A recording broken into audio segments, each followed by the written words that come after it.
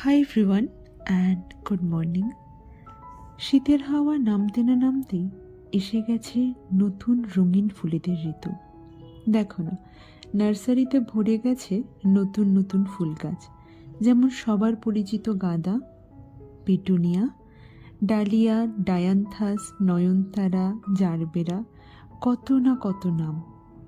রান্নাঘরের পাশে একটুখানি বাগান থাক বা বারান্দায় কয়েকটা টব, অথবা থাকো আমার মতন ছাদ বাগানের লিস্টে।